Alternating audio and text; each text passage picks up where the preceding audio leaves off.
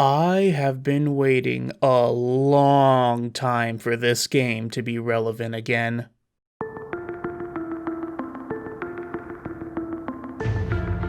The story of Mass Effect is an interesting one to tell. Not just the story in Mass Effect itself, but the tale of the development and changes the series has gone through. It's the tale of a little dev team that could, how it managed to jump off the heels of creating one cultural icon to another, and how the reins of that creation can be stripped away in the name of broad appeal, both for better and for worse. For me, the series has its serious ups and downs in every different direction you could imagine. For each step forward one sequel makes, it takes a single step back. Where one game excels at building a detailed and expansive universe, another retcons many of those lore-crucial details for the sake of admittingly complex and engaging combat. Where one game has frustrating and oftentimes underwhelming gameplay, its sequel trades that in for a frustrating and oftentimes underwhelming narrative. It's extremely difficult for me to pinpoint exactly which game in the trilogy I could consider my favorite, as they have wildly different strengths and weaknesses. It's even hard to know where to begin explaining what makes the saga such a compelling one to begin with, so, like all good stories, I suppose we should just start at the beginning. This is my love-hate relationship with Mass Effect.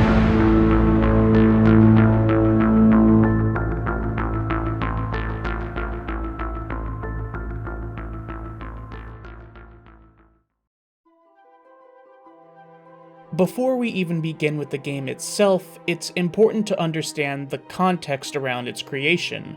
Mass Effect was originally released for the Xbox 360 in 2007, developed by BioWare and published initially by Microsoft, but was soon picked up by EA.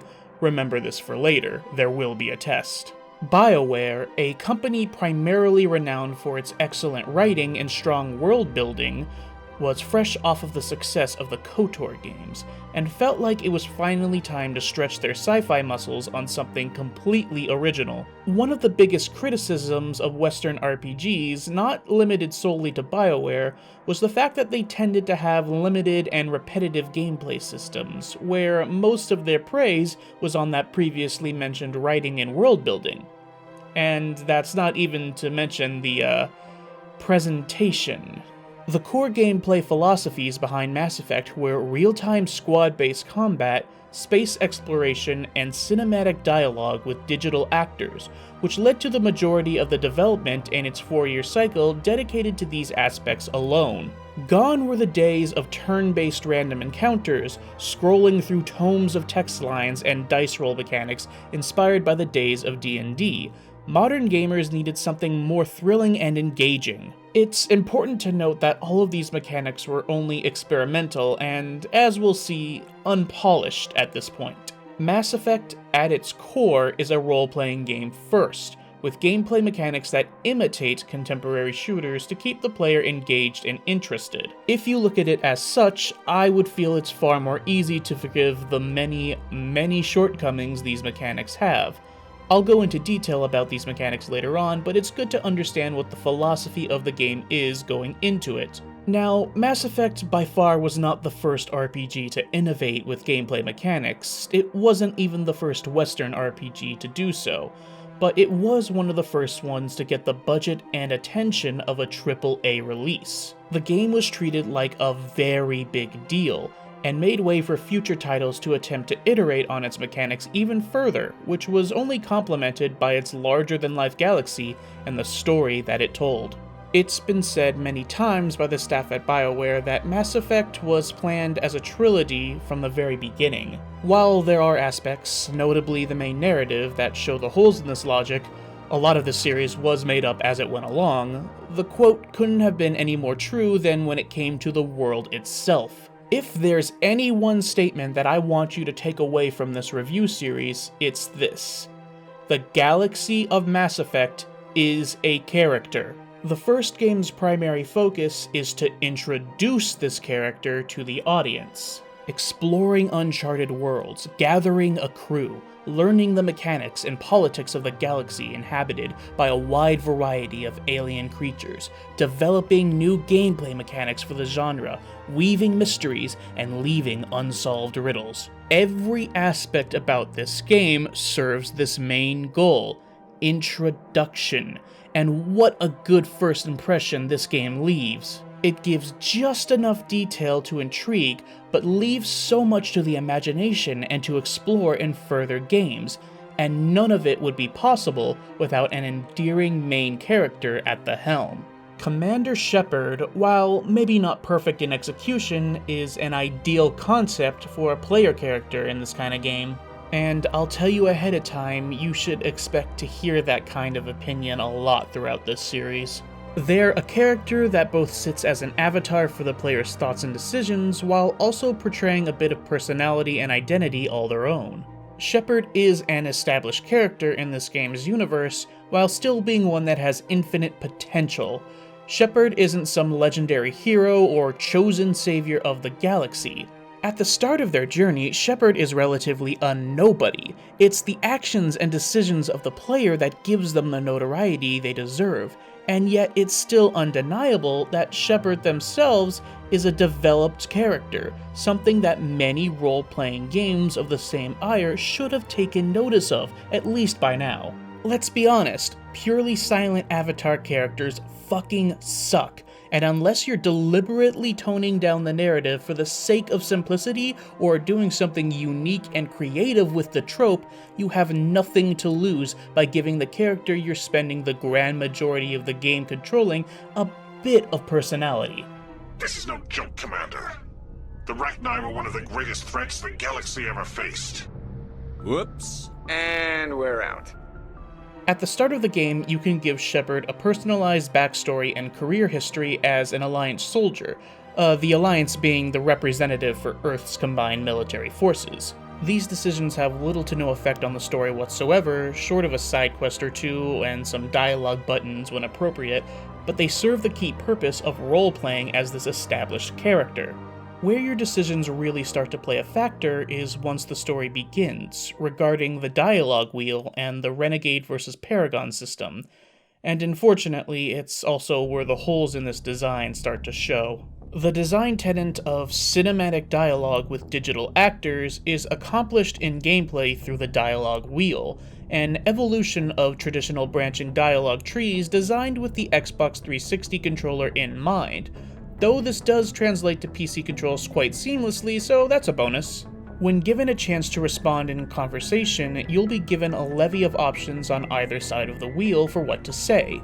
Generally speaking, options on the right side will advance the conversation, and options on the left will further press the subject, asking for more detail before returning to the previous choice, unless choosing a special Renegade or Paragon exclusive dialogue option notated with red and blue text. On paper, this system streamlines the conversation process seen in older RPGs by never overwhelming the player with endless dialogue options that go nowhere, and clearly communicates how much information you're allowed to get out of the conversation without hitting a point of no return, so to speak. However, in execution, this leads to the majority of time spent conversing with NPCs as scenes of talking heads. Occasionally, you will get moments where dynamic action or cinematic camera angles enhance these conversations, but they're the exception and not the rule. Further adding to the breaking of immersion, even during those few action-heavy scenes where time should realistically be a factor, you're simply allowed to sit in awkward silence while you think about what to say next. I'm interested in this world we're going to, Eden Prime. I've heard it's quite beautiful.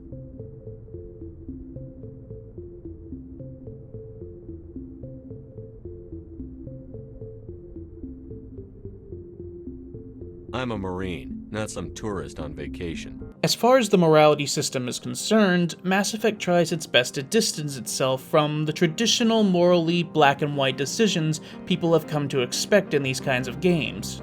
At the end of the day, Shepard is a hero, a person who saves the galaxy, and it would be jarring to have this heroic figure tarnished by a series of war crimes to get where they are. But the player still needs a layer of personal expression when it comes to fulfilling the role in this role-playing game. The answer to this dilemma being the Paragon and Renegade systems. Through mostly your words and occasionally your actions, the idea is that Shepard can gain a reputation as either a selfless idealist, a ruthless man of action, or somewhere in between. However, like most things in this game, the reality is far from what the goal sets out to do. The issue that players had with the good and evil systems of games past is that the game rewards you only for fully committing to one side, and Mass Effect only differs from these in the sense that your decisions rarely feel like they ever matter at all. And the few times your choices do significantly impact the game, it, of course, favors the dedicated, leaving centrists in the dust. I enjoy the flavor of it all, so I suppose that means it accomplishes its goal, but for the most part, there's no real impact on the gameplay or the main narrative from these decisions. You'll occasionally be able to decide who lives and who dies, and your dedication to your morality path determines whether or not you'll be able to interact at all, but the end results and rewards or punishments for your actions can usually be boiled down to a line of text on a mission report. Sometimes you'll get a cash bonus or a fancy item, but that's really it. I definitely do feel an intrinsic reward for role-playing, that much I can say with confidence, but the game could really have done with more extrinsic rewards. Meaningful choices are, once again, the exception and not the rule, when the other way around would have made for a much better experience. On top of all of this, at least in this game in particular, there seems to be an inconsistency with what a Paragon and what a Renegade is clearly defined as. As far as the dialogue wheel is concerned, it's made pretty obvious. Choices on the top of the wheel tend to reward you as a Paragon, and choices on the bottom favor Renegade. But specifically with Renegade, your actions seem a little inconsistent. Sometimes being a Renegade means making sacrifices to get the job done, but a lot of the time, being a Renegade just means being a dick. Taking bribes, shooting first and asking questions later, cheating at the casino and asking what's in it for me doesn't exactly translate to ruthless or getting the job done at all costs. Paragon options tend to favor unifying the species of the galaxy towards a common goal, and Renegade choices tend to place humanity's needs first. While that is a moral dilemma all on its own, it doesn't necessarily translate to idealist versus realist in every instance. Sometimes you'll get morally gray choices that have no clear preference, but the game will arbitrarily assign one as Paragon and the other as Renegade with little rhyme or reason. A lot of the time, a selection of choices on the wheel don't make any impact on your morality rating at all, and simply boil down to flavors of continuing the conversation, which just feels unnecessary. Your options are yes with gusto, yes with indifference, and fuck you. Further titles would iterate on these dialogue systems, but for the time, they were both revolutionary and functional, and I can quite say confidently that they feel more satisfying than the overly complex systems of the West and overly simplified systems of JRPGs from years prior. So all in all, it accomplishes its goal, rough edges and all. I've gone on for so long and I haven't even touched the story. I've debated whether or not I should even mention it, as if you're watching this video, it most likely means you've played through the games already. In addition, if you're watching this video, it's also statistically likely that you're a fucking dumbass and haven't subscribed yet. Yeah, I see you 95% of my views. But the story is a big part of the Mass Effect experience, and a huge reason why I both love it and hate it at times. Thankfully, for this game at least, there isn't too much important stuff to go over when discussing the trilogy as a whole. There's a lot of meandering around in the middle segments of the game, looking for clues and, to the game's main point, introduction to the species and communities within the galaxy. This game takes the Kingdom Hearts approach to its story, where only the beginning and the end really matter all that much, though thankfully what lies in the middle isn't completely removed from the bigger picture. However, this still leads to a big issue with pacing in the early portions of the game. You'll see what I mean when we get to it. After customizing Shepard to your liking, the game starts off as you and your crew begin to prepare for a shakedown mission. The officials tell you that it's a simple engine test of the spaceship Normandy, an engineering marvel of interspecies design with innovative stealth capabilities never before seen. However, the mood of the room tells you that there's something more to it. The Normandy is an Alliance vessel, yet the Citadel Council, the highest ruling power in civilized space, has sent a Spectre, one of their top agents, to oversee the mission. After touching down on the planet, things start to go to shit immediately as the human colony of Eden Prime is being attacked by the Geth, a sapient race of machines who turned on their masters, drove them into exile, but haven't been seen since over 200 years ago. It turns out that the mission was originally to recover an artifact of the Protheans, an ancient civilization who is said to have built the foundation of all technology of the modern galaxy. Nobody knows what happened to the Protheans, but any piece of technology or history that could be recovered from them would be the scientific find of the century. So the stakes are raised immediately, and this first mission serves to introduce you to some of the core mechanics, as well as your two human squad mates, Ashley and Kaiden, and finally the game's main antagonist, Saren. You find out that Saren, another Spectre, one who has evidently gone rogue, is the one commanding the Geth, and manages to both kill the Spectre overseeing your mission and use the Prothean beacon before escaping. By happenstance, you also manage to activate the beacon and receive its message before it gets destroyed, but unfortunately, you can't make anything out of it, as it was designed with Prothean physiology in mind.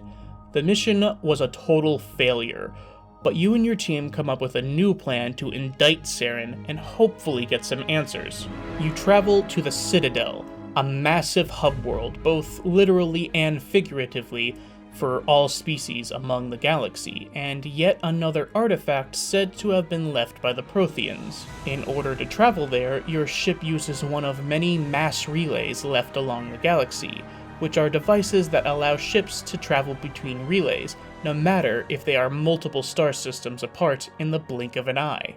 Once there, you attempt to put Saren on trial in front of the Council to answer for his crimes, but unfortunately the Council favors their star Spectre and states that you don't have enough evidence for your claim. Your first mission on this first visit to the Citadel is to find clues of Saren's involvement on your mission, which leads to the big pacing issue I mentioned before. You're gonna be doing a lot of walking, talking, and notably little fighting in this segment. Even me trying to rush through it almost took an entire hour, which isn't to mention the plethora of side quests and lore dump NPCs that become available as soon as you dock.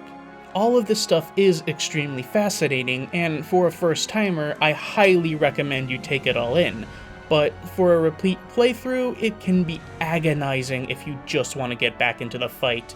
Through this segment, we get introduced to many of the different species that inhabit the galaxy.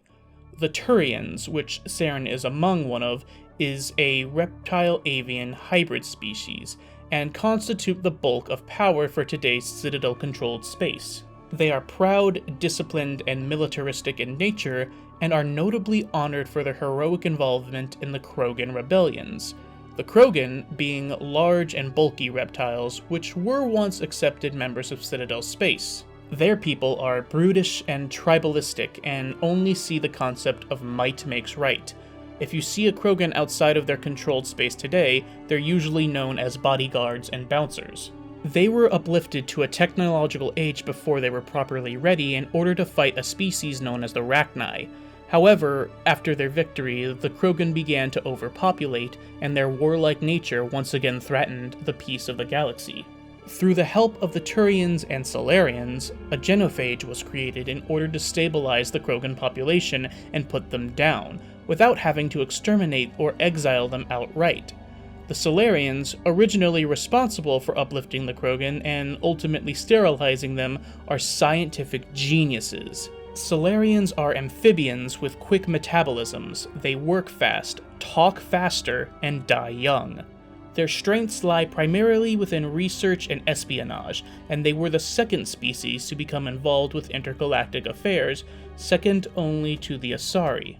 The Asari are the top dogs of the galaxy, a species consisting only of blue women. They resemble humans quite closely in physiology, and are usually the heads of intergalactic affairs due to their millennium-long lifespan.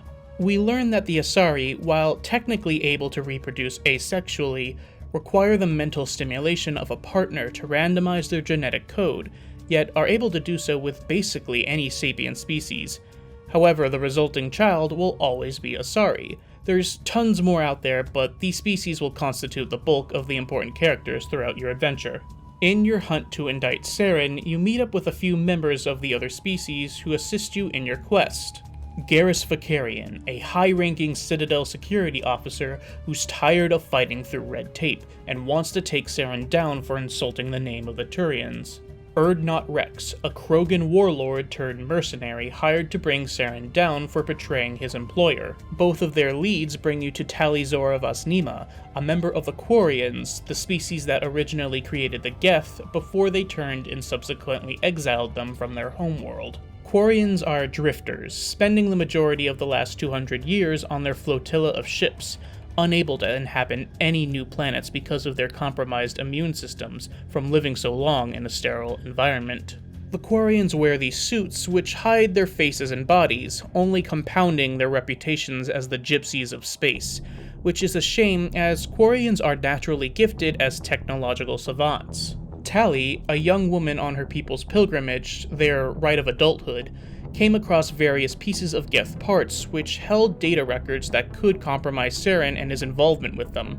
After saving her from a scuffle with a local group of thugs, she agrees to join you and gives you the evidence needed to disbar Saren from the Spectres, as well as the knowledge of what it is he's after.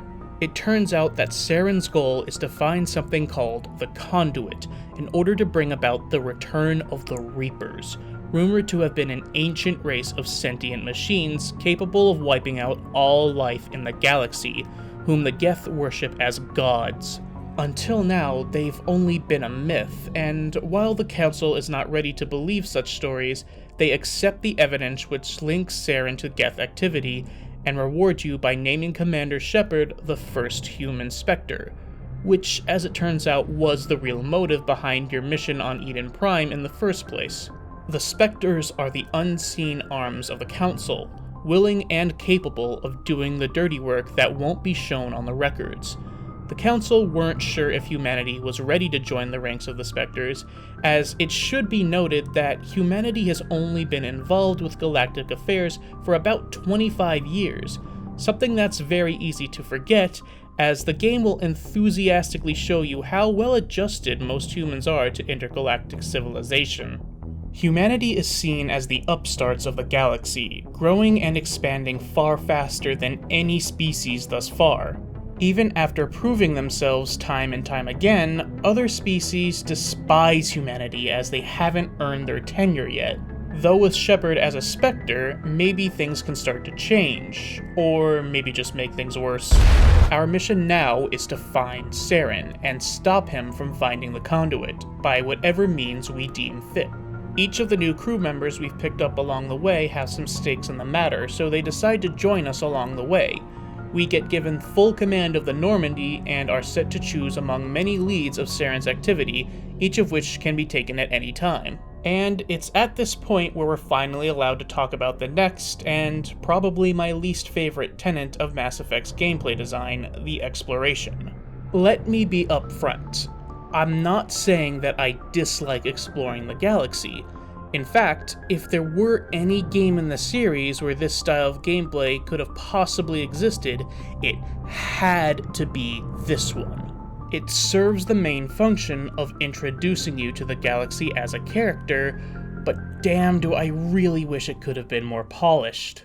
As of now, you're only chasing hints and leads on Saren's previous activities, and as such, the majority of this segment, which comprises the majority of the game, is packed with recyclable and what is essentially filler content. Not filler in the sense that stuff can be skipped over without loss, but in the sense that Spoilers, you won't even see Saren or hear his voice again until the end game. It usually goes something along the lines of arrive to a new planet, talk to some people, fight bad guys who are trying to abuse alien bullshit, decide what to do with the alien bullshit, rinse and repeat.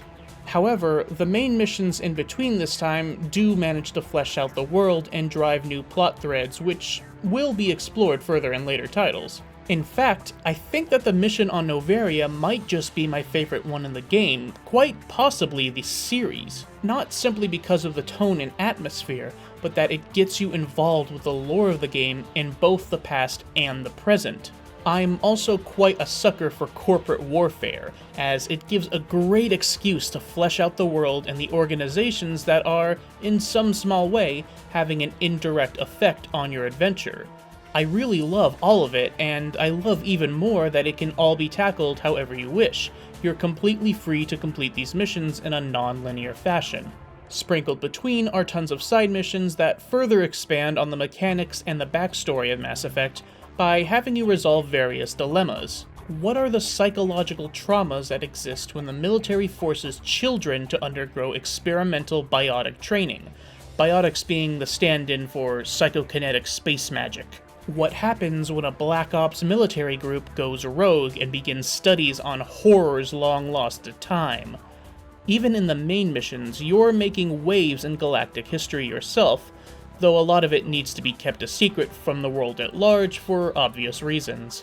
It really gets the mind wondering what other secrets lie out there, considering that all we know about the world is what's been officially documented. It's all very fascinating stuff, though what I'm conflicted on isn't what you're doing at this time, but how it gets done. Enter the Mako. In certain segments of main missions, and when exploring the uncharted planets, the Mako is the primary gameplay mechanic, and it's quite the divisive one. The greater majority of fans will adamantly side with either hating it to death or defending it as a cornerstone of the atmosphere of Mass Effect.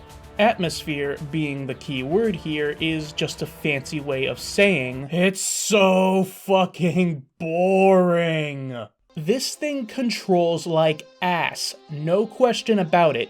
Even the people who I've spoken to who like the damn thing admit that it's clunky and awkward. I'll admit that there is a certain charm to the jank of this tank, but the charm, for me at least, wears off very fast, compared to the tens of hours you'll be spending in this thing alone if you intend to complete all the optional side content in this game. When you're on flat terrain over short distances, like for the majority of the main mission segments that use it, it's pretty harmless, save for the turning feeling a little awkward in close quarters.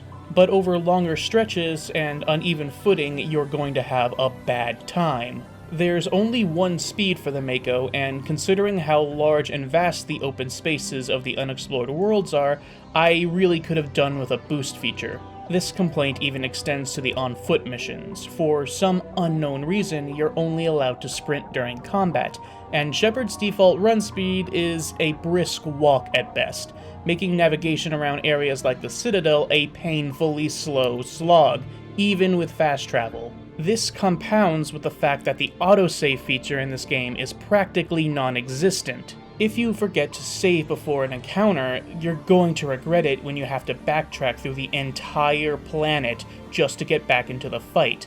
God help you if you went to go collect stuff first. When trying to navigate through elevation, the Mako slows to a painful crawl, inching up slopes that would make the horses in Skyrim blush, before plummeting back down with no consequences, other than feeling like a jackass for wasting your time. These areas really don't have a lot of thoughtful level design. It looks like someone used the terrain tool in Roller Coaster Tycoon, scribbled around on the screen, and just called it a day. The combat in the Mako isn't much of a joyride either. You get a gun that functions like a normal weapon, a cannon on a short cooldown, and that's it.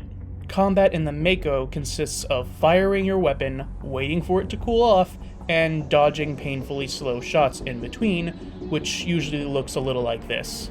There is one baffling quirk in that if you finish off an enemy in the Mako, you only get either a half or a third of the experience, depending on your difficulty. I assume this is done in order to balance out how many enemies you'll be fighting in the tank compared to on foot. But this can be easily manipulated by just lowering the enemy's health to a sliver, getting out, and finishing it off with a dinky pistol, completely defeating the point of the mechanic. The Mako also has a ton of health, and it can't even be destroyed while you're outside of it, so there's very little risk involved. All in all, I can see the appeal of the thing. There's definitely a lot of potential for a vehicle mechanic in the game, but this feels like an extended tech demo of what could be accomplished through further iteration. Though we would never see what a fully realized version of this mechanic could be, as these features wouldn't live past the first game in the series, which I can't quite say was something that was sorely missed. Sometimes you just have to cut the fat in a sequel, and if any major mechanic had to go, I'd say this would be the one.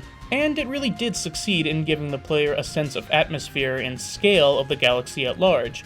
A bit too well for my taste. Something that was absolutely necessary for this game, and not so much in its sequels. Though if there were one major mechanic that rightfully deserved a second chance to iterate on, it would be the on-foot combat.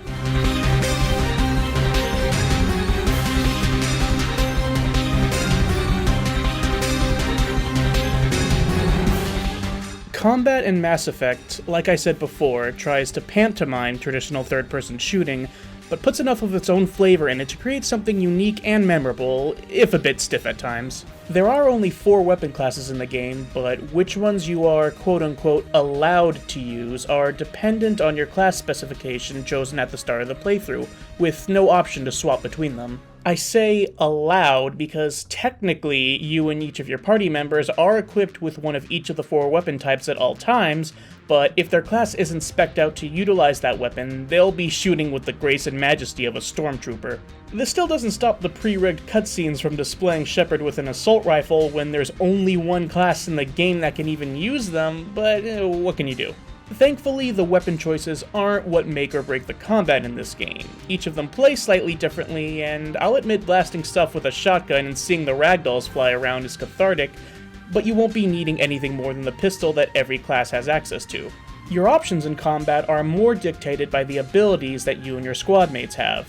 Each ability has unique effects and stats on an individual cooldown, and can be leveled up for greater effects, longer active time, shorter cooldowns, etc. Biotics tend to have defensive and crowd control abilities that play around with the physics engines. Tech specialists have debuffs and can plow through the shields, which constitute as most enemies' outer layer of health, blocking you off from most crowd control and debuff effects until the shields are eliminated. Finally, combat classes tend to have a little more natural bulk and weapon options in combat, but their utility roles are a bit limited. You'll want to have a bit of a balance when gearing up for a mission, but at the bare minimum, you definitely should bring at least one character spec'd into using tech skills, as there's tons of loot in the game locked behind encryption and decryption checks, which are part of their skill lists. This would normally be a very limiting factor in team building, but since Shepard themselves have a 50-50 shot at having those skills, alongside half of your small team of 6 party members having them, it's not very likely that you'll be missing out that often. There's a lot of options when it comes to your skills, so the game tries to push the combat towards the tactical ends of things via the power menu, allowing you to pause the action and find the perfect action for each party member at any moment. It's a very handy tool, but all the time in the world can't help you if you've got a rocket pointed directly to your face. All of these factors appear to make a pretty complex mixture of combat flow, but when put into motion, it kinda feels a bit bland. The animations are pretty flaccid, they take a long time to pull off with no ability to cancel them, the game relies heavily on janky cover and ragdoll physics, and when Shepard gets hit with the most basic of biotic attacks, you get put into timeout for about 10 seconds. The crux is that, even with all these options and features, Mass Effect is a role-playing game first and a shooter second. It's all about the numbers. The AI, for both your side and your opponents, is not the most intelligent, and the shooting mechanics are minimal at best. Instead of ammunition, guns work on a heat buildup system, which is nicely explained by the lore, but it doesn't really add up to a more engaging combat system.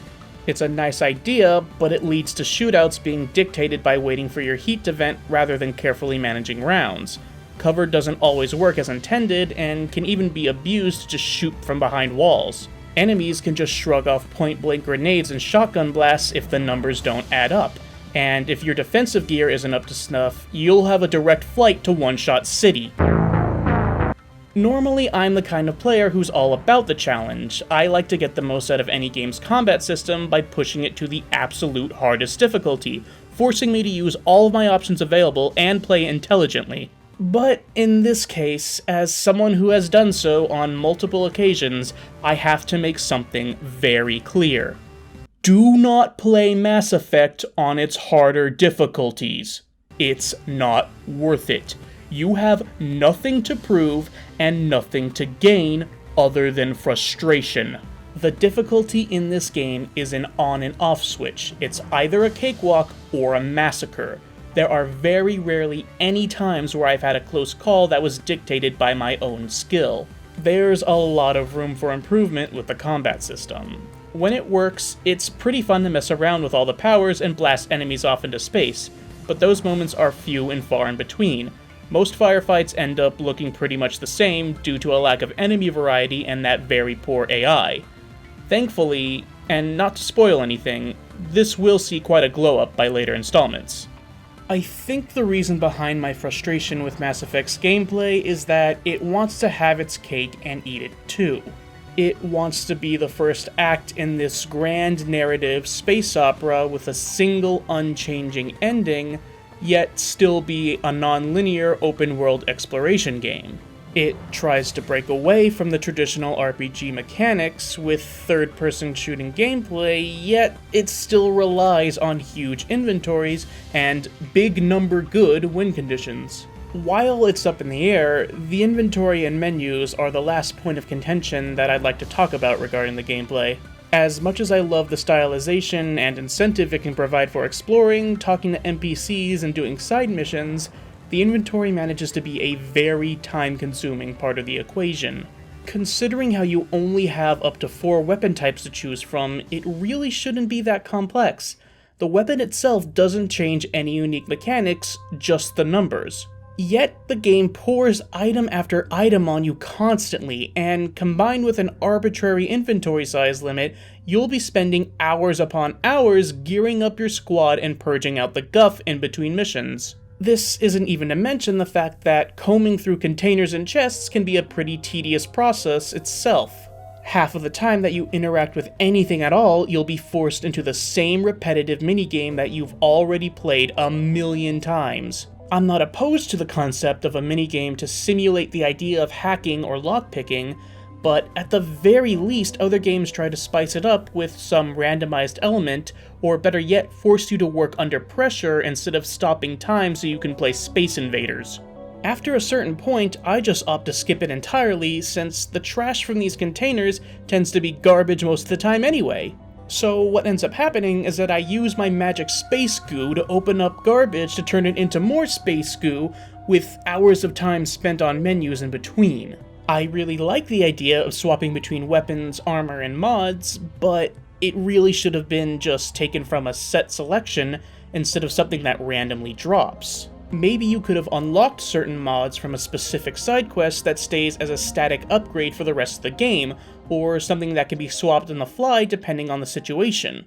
There's just so many corners in this game that could have been cut for the sake of streamlining the experience. I think the thing that bothers me so much is that everything in this game wastes your time. The movement speed, the elevator loading screens, the menus, the large empty planets. I know it sounds like I'm complaining a lot, but I'm all for the atmosphere and lore. You should know that by now if you've watched any of my videos. But my patience has a limit, and most of that focus on atmosphere should have just been limited to the less obstructive things like NPC dialogue, the codex, and that phenomenal soundtrack. The music in this game absolutely sells it for me.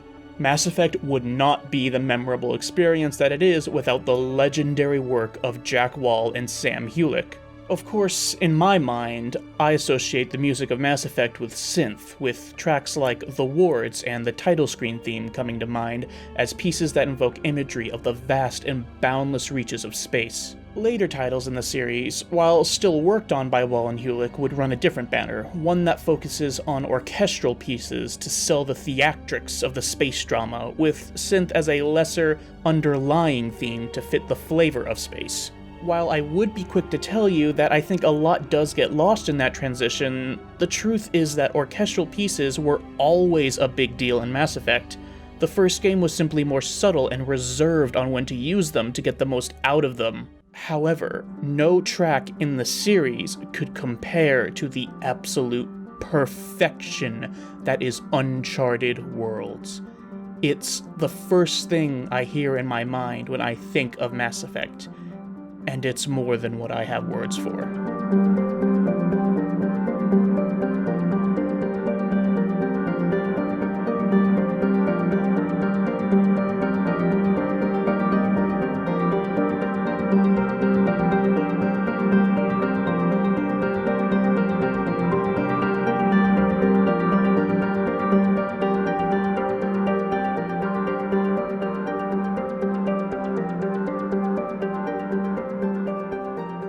Once you've gone on your wild goose chase across the galaxy, Shepard will have a lot more experience under their belt and a much greater idea of what Saren's plot is. You'll have come across Liara Tassoni, a young Asari archaeologist who specializes in Prothean ruins, who helps Shepard decipher the visions given to him on Eden Prime, among others that you'll find. She's the daughter of an Asari matriarch named Benezia, who had been hypnotized to join Saren's cause.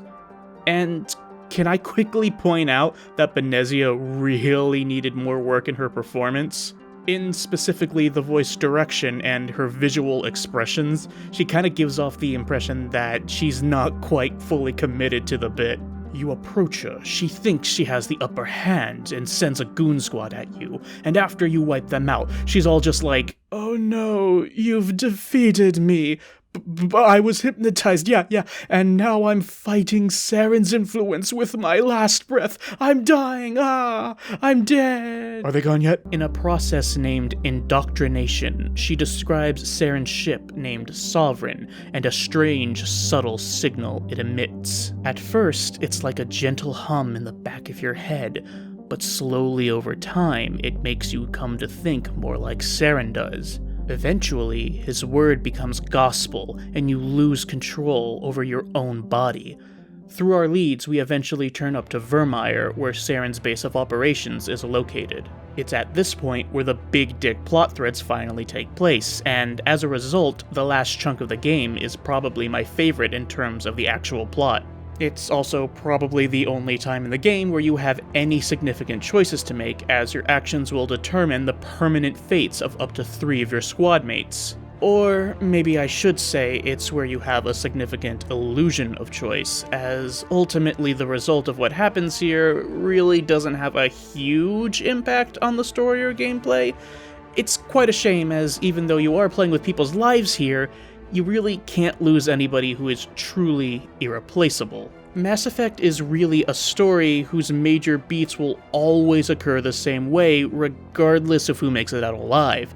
I'll have to go into more detail about my issue with this philosophy when I get to later titles, as that's really where the pain of it all hits the hardest. At the very least, it gives you the feeling that you're making an important choice in the short term, so I'll give this mission credit for that. More importantly, as we scour Saren's base, we learn more about indoctrination, we help out a group of Salarian spies as they salvage and destroy what's left of the lab, and finally, we come across another Prothean beacon, and experience what is probably the most iconic moment in the entire series. This is not good.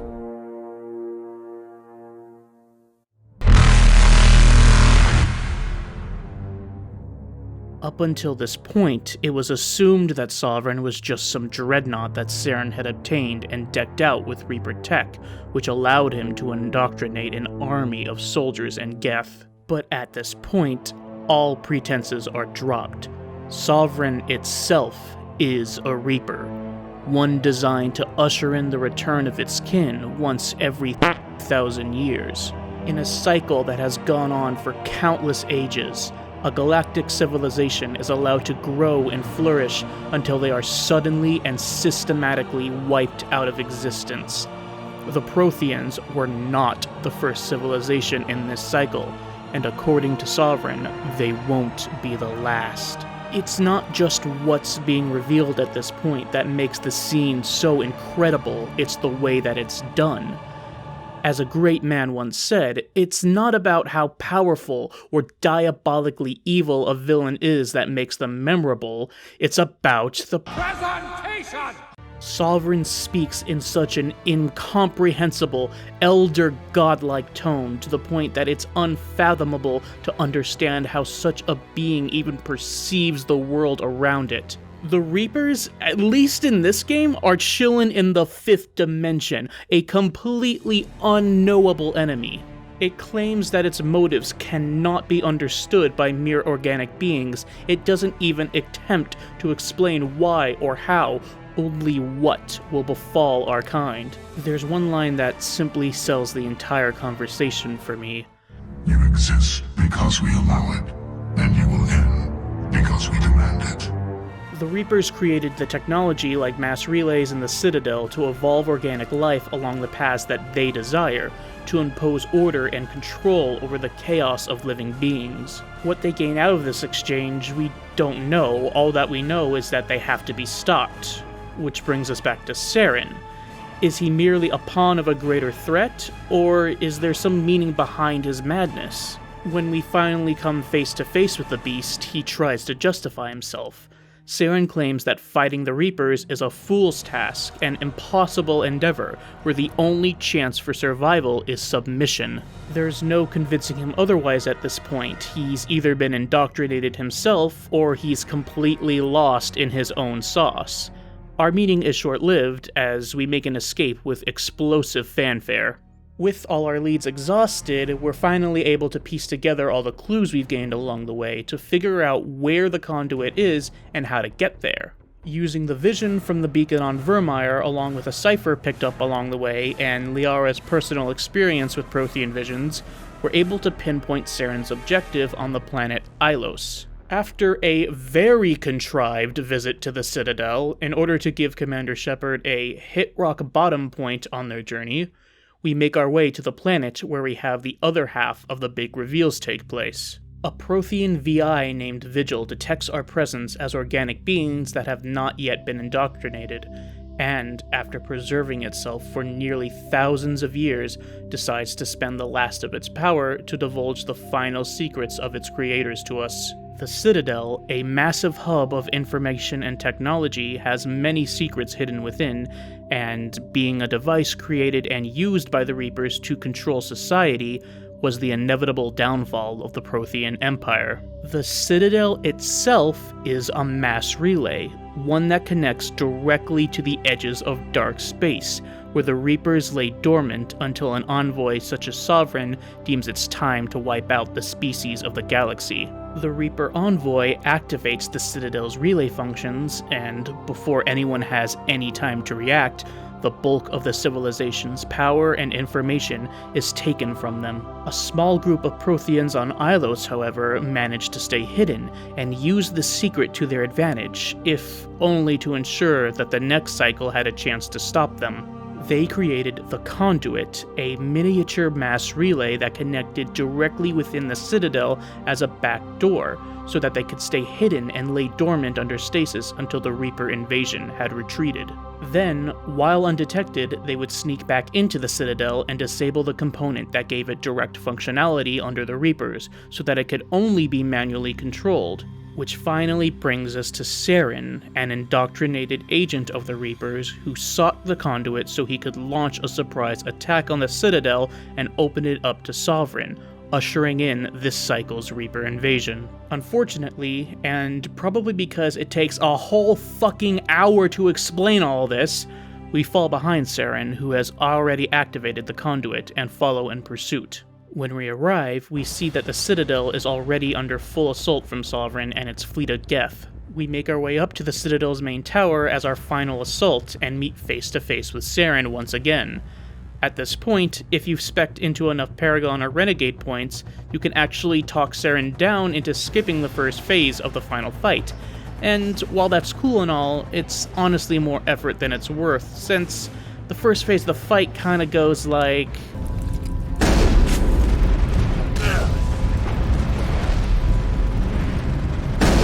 And on top of that, it's not so much that you're logically convincing Saren that his thinking is wrong, or that he's indoctrinated and needs to redeem himself, it more comes off like... Pee pee poo poo.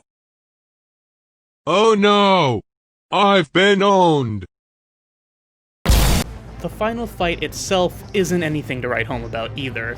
They just took a common Geth type that we've seen throughout the game and turned it into an HP sponge. And not to get ahead of myself, this is still the best final boss fight in the series. I don't know what it is, but from my experience, shooters from this era of games really had a hard time developing good boss fights, and oftentimes they just opted to skip them altogether. It's a real shame. Thankfully, the mood isn't completely killed, as the final cutscenes really manage to tie it all together nicely. It takes the entire combined fleet of the Citadel alongside the Alliance Navy to fend off Sovereign itself, which only goes to show how deadly the Reapers are.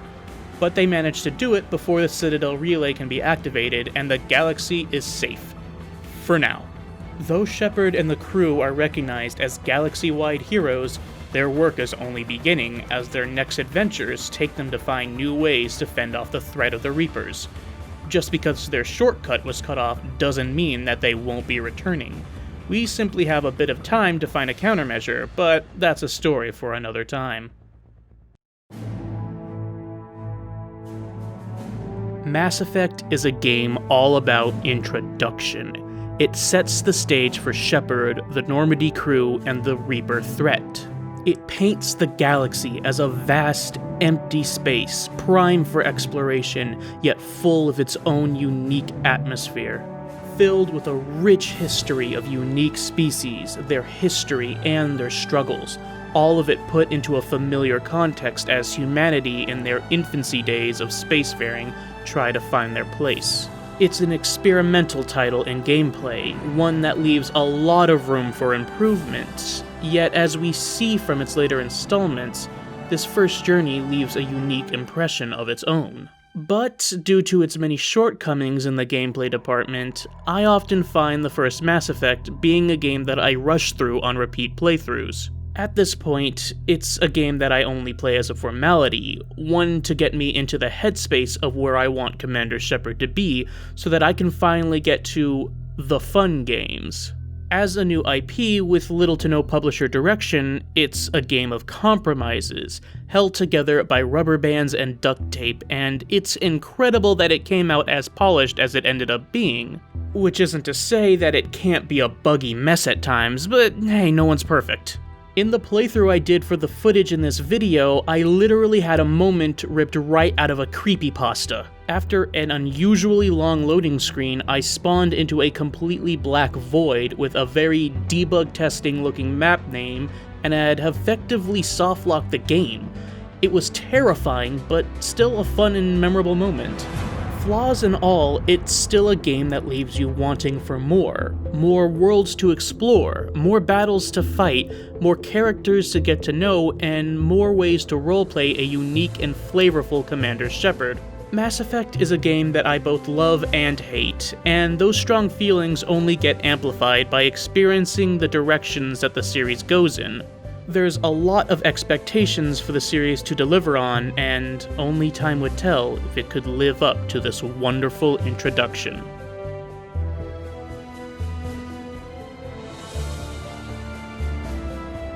Thank you very much for watching this video. Since you've made it to the end, I can only assume that you've had at the very least an entertaining time. If you're interested on what I have to say about the rest of the Mass Effect series, then I highly recommend that you at least consider subscribing. I do intend on covering them in the near future. As an experienced, infrequent video man, I can assure you that I won't be flooding your feed with garbage that you don't care about. But if you want, you can always follow me on Twitter. As the kids say these days, this website is free. Thanks again, and I'll see you in the next one.